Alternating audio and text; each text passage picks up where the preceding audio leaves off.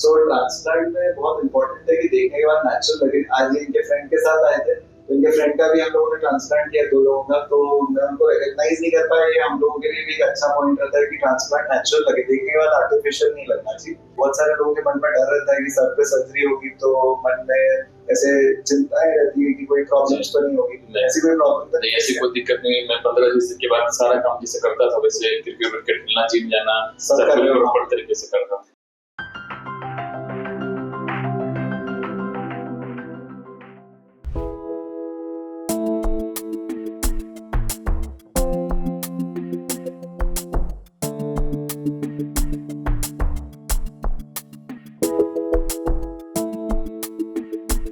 Hello friends, आज नवीन जैन है हमारे साथ। नवीन को आज 9 महीने हो गए हैं। आज ट्रांसप्लांट का हम लोग रिजल्ट असेस कर रहे हैं। हम लोग कुछ चीजें आज असेस करेंगे, साइड इफेक्ट्स को लेके, रिजल्ट को लेके, और बहुत दिनों के बाद हम लोग एक रिजल्ट वीडियो बना रहे हैं जिसमें मैं भी इन्वॉल्व हूँ। तो आज हम लोग कुछ चीजें उनसे डिस्कस करेंगे और उनकी पूरी जर्नी आप लोगों से शेयर करेंगे। नवीन, सो 9 महीने पहले जब आपने ट्रांसप्लांट किया था तो क्या एक्सपेक्टेशंस थी आपकी ट्रांसप्लांट से? तो कि बाल आ जाएंगे अच्छे से, अच्छा डेंस हो जाना चाहिए, अच्छा हो जाना चाहिए। सो आपकी एक्सपेक्टेशन से आपको लुक में बदलाव लग रहा है? हाँ, मतलब जैसी मेरी अपेक्षा थी वैसा ही है सब कुछ।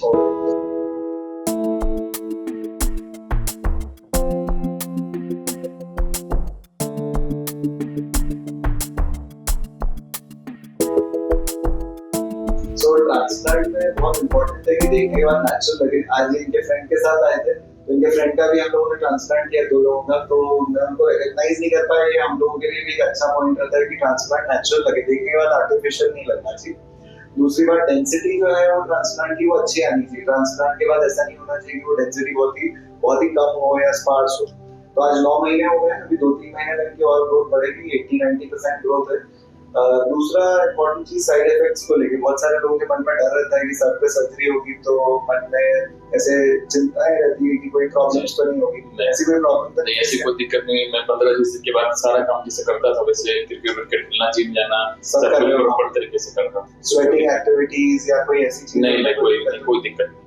कोई ऐसी एक्सपेंसिव चीजें तो नहीं यूज करनी पड़ रही ट्रांसप्लांट के बाद? नहीं, 15 दिन के बाद शैम्पूज नॉर्मल यूज कर रहे हो, ऑयल्स जो है नॉर्मल यूज कर रहे हो। सो हम लोग ये चाहते हैं कि पेशेंट अपनी लाइफ में नॉर्मल आ जाए, साइड इफेक्ट्स ना हो, अच्छी डेंसिटी आ जाए और देखने में नेचुरल लगे। ये चारों पैरामीटर्स के पीछे टीम की बहुत सारी मेहनत जाती है, एक अच्छी डेंसिटी देने में, एक नेचुरल हेयरलाइन बनाने में ताकि ग्राफ्ट सिंगल लगे, और ग्राफ्ट्स का सर्वाइवल जो है वो ज्यादा इंप्रूव होता है साइमल्टेनियस इम्प्लांटेशन से। तो आज से 10 साल पहले जब हम लोग भी केसेस करते थे तो ग्रोथ जो है वो अनइवन आती थी, कहीं कम कहीं ज्यादा।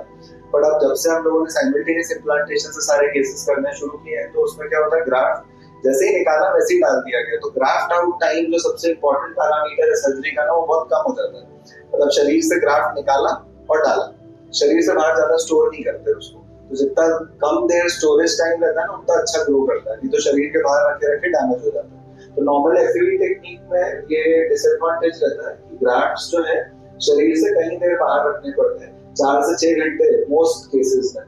तो वो ग्राफ्ट जो है उसका मेटाबॉलिक रेट जो है, मेटाबॉलिक एंजाइम जो है वो ड्रॉप हो जाते हैं और वो डेड हो जाता है। तो लगाने के बावजूद भी मैकेनिकल इम्प्लांटेशन के बाद भी वो कई बार ग्रो नहीं करता और अपटेक नहीं करता। वहीं साइमल्टेनियस इम्प्लांटेशन में क्या होता है, यहाँ से निकाला और तुरंत लगा दिया तो 10 मिनट के अंदर शरीर के बॉडी टेम्परेचर पे चला जाता है और उसका मेटाबॉलिक एंजाइम जो है वो मेंटेन रहता है। तो उसका ये बेनिफिट रहता है।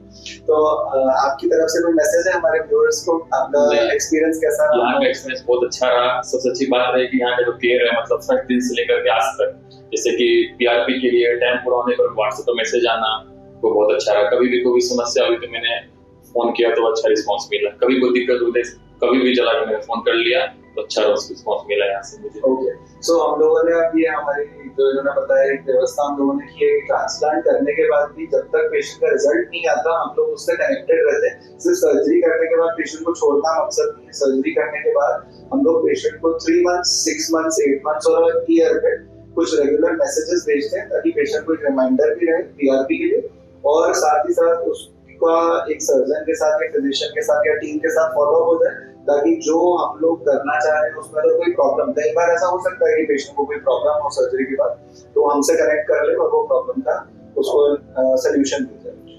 सो आने वाले टाइम में फ्रेंड्स हम लोग और आपके साथ ऐसे रिजल्ट्स हमारे शेयर करेंगे। पेशेंट नवीन ने हमें हेल्प की एक रिव्यू दिया, we are thankful to it and hopefully इनके बाल अब अगले 3 साल 10 से 15 साल अच्छे मेंटेन रहे।